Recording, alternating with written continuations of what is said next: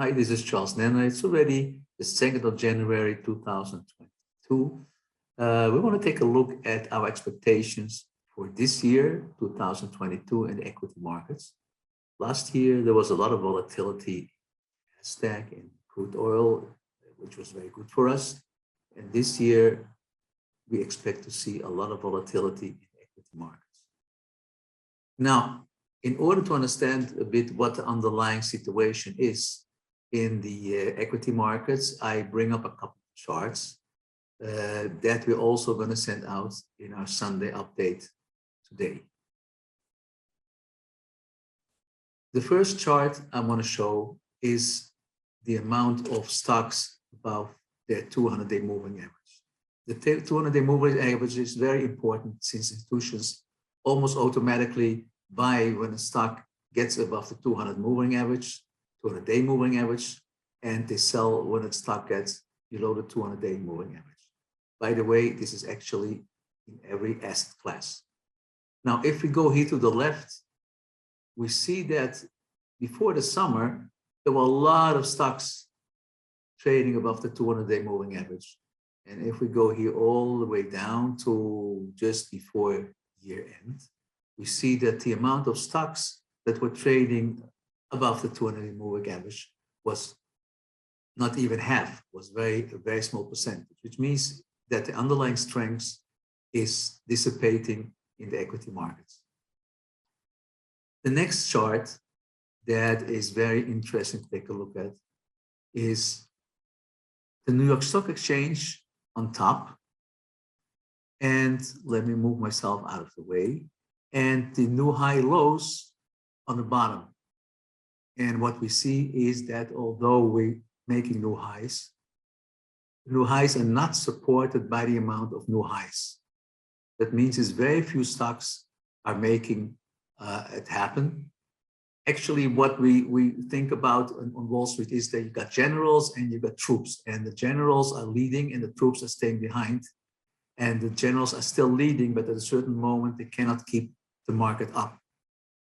Most of the Nasdaq was also supported by just a few stocks.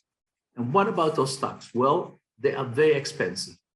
So I took a look at Microsoft that has an average PE of about 27, has now a PE of 40. NVIDIA has a PE of 57, that's about 43% above the expected earnings. And Apple is 60% above an average of 31, also much too high compared to the expected earnings. So even the stocks that are pushing the markets to new highs, the few stocks, are very expensive. So we can see some trouble ahead in the markets, but this is only to take a look at the long-term underlying strength. And in order to do our market timing, we still rely on cycles and on price targets. We have another chart.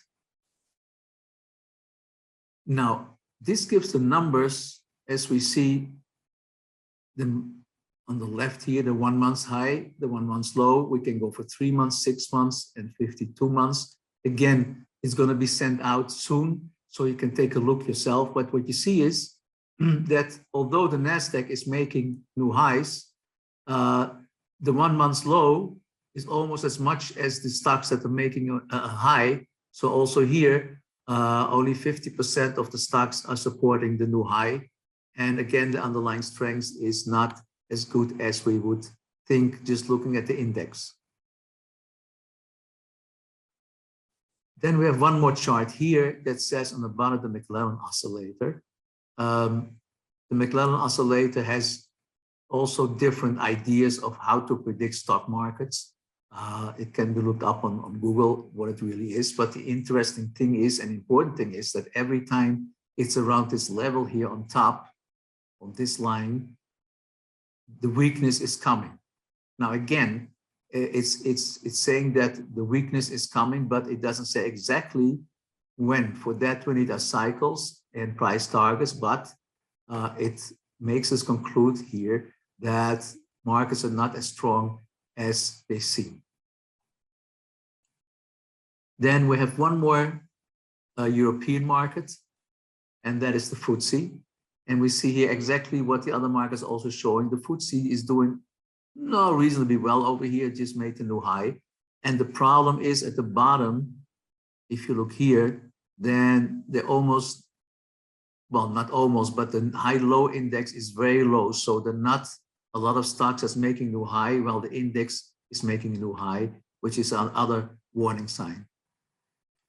In short, what we expect for next year is that the cycles are still up. We still do our market timing, but one of the things we did is we only went long the DIA, which is the diamond which follows the Dow Jones, because with so many new lows, it's very difficult to predict which stock is the next winner. So we stay with the indices. Usually when a bull market starts, we have several stocks that look promising, but when we get close to the end, we have to rely only on the indices because only a few stocks make the indices go to new high. I hope that this year is going to be as profitable as it was last year, but again, we have to pay attention. The volatility is going to be much higher, and once cycles are going to top late in January, we have to be very defensive.